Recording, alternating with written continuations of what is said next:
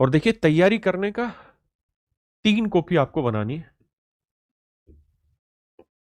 Simple 3 copy बनाइए। देखिए यार, और ये हमेशा के लिए काम आनी है आपको। सबसे पहली कॉपी, सबसे पहली जो कॉपी बनानी है आपने, वो बनानी कैलकुलेशन की। देखिए जब भी मैं कोई सवाल पढ़ाऊंगा तो कोई ना कोई एक ऐसा डाटा होगा, बड़ा खास सा डाटा होगा, बड़ा काम का डाटा होगा, जो मैं कहूंगा कि यार इसे नोट रखना, आगे काम आएगा आपको। तो जो जो चीज मैं छोटी छोटी बताऊंगा ना, वो यहाँ पे नोट बना के लिख देना कैलकुलेशन का कि ये बात है, इसका मतलब ये है।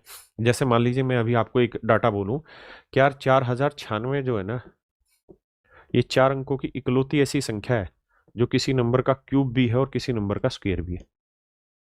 इसके अलावा कोई ऐसा नंबर है ही नहीं जो किसी का क्यूब भी और किसी का स्क्वायर और 4 अंकों की संख्या हो, केवल यही है ना। 729 इकलौता ऐसा नंबर है 3 अंकों की, जो 27 का वर्ग भी है और 9 का क्यूब भी है। तो एक छोटा सा डाटा बताया ना, अभी इसकी इंपॉर्टेंस आपको नजर ही नहीं आ रही होगी, लेकिन जब मैं सवाल कराऊंगा आगे तो इसकी इंपॉर्टेंस नजर आएगी। तो इसलिए छोटी छोटी कैलकुलेशन की जो भी बात है वो लिख लीजिए। दूसरा, एक स्मार्ट नोट्स बनाइए, स्मार्ट नोट्स की कॉपी। देखिए हम जो भी यहाँ कराने लग रहे हैं ना, वो सारे का सारा आपको हाथ से लिखा हुआ पूरा कंप्लीट क्लास नोट्स मिलेगा। लेकिन मान लीजिए परसेंटेज चैप्टर के 40 पन्नों के मैंने क्लास नोट्स आपको दे दिए, लेकिन क्या ये पेपर से 10 दिन पहले क्या ये 40 पेज पढ़ पाओगे? और ऐसे इतने सारे चैप्टर हो जाएंगे, इतने पेजेस हो जाएंगे, सारे चैप्टर मिला के क्या रिवाइज कर पाओगे? नहीं। तो स्मार्ट नोट्स का मतलब हुआ एक ऐसा कार्रवाई करनी है यहाँ जहां पूरा परसेंटेज 4 से 5 पेजों में ही समेट दिया जाए, और इन 4 से 5 पेजों में मेन मेन बात लिखनी, ऐसी बात लिखनी है जो आपको लग रही है कि यार ये यूनिक और पेपर से पहले मुझे पता रहनी चाहिए, इसे रिवाइज करना है ना। मेरी बात समझ गए? बस ये काम करना है और इसके अलावा कुछ नहीं करना। आपने यहाँ स्मार्ट नोट्स लिखना है, अरे 4 से 5 पेज में पूरा परसेंटेज खत्म कर दिया, 2 से 3 पेज में पूरा कंपाउंड इंटरेस्ट खत्म कर दिया, मेन मेन बात लिखनी है। बाकी पूरी राम कहानी तो हम लिख के देंगे, वैसे हम आपको स्मार्ट नोट्स भी लिख के देंगे आपको, लेकिन खुद बनाओगे हमेशा काम आएगा। कैलकुलेशन खुद लिखोगे तो हमेशा काम आएगी। अपने हाथ से लिखो एक एक छोटी से छोटी बात जो भी पढ़ा रहा हूं।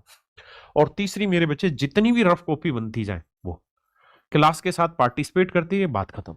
3 कॉपी बनानी और कुछ करना ही नहीं आपने, ना कोई क्वेश्चन उतारना, ना कोई सॉल्यूशन लिखना। अब वो जमाने गए कि सारे क्लास नोट्स अपने हाथ से तैयार करें, नहीं।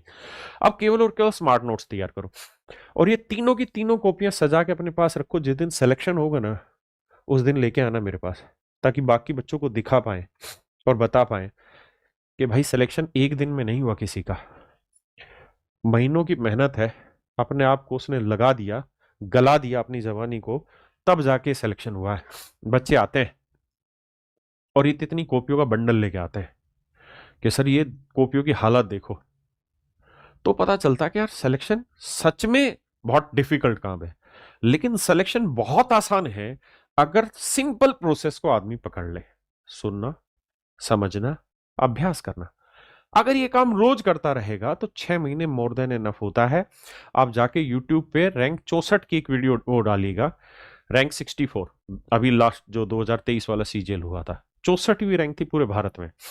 पता है कितने महीने में? पबजी खेलता था वो बच्चा, पूरे दिन पबजी खेलता था, घर से निकलता था मोबाइल लेके, घर वालों को बेवकूफ बना के, और पबजी खेलता रहता था।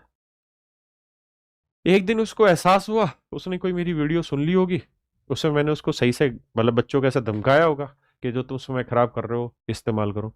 कहता सर मैंने आपका वीओडी बैच परचेज किया, और मात्र 3 महीने में मैंने इतनी सिंसियरिटी से मेहनत की कि 3 महीने में मैंने प्रीलिम्स आ गया था, प्रीलिम्स निकाल दिया, मेंस निकाल दिया, सिलेक्शन लेके आ गया। तो अगर मन करके तैयारी करोगे तो मोर देन एनफ है यार, 5 से 6 महीना। मेरी बात समझ रहे हो?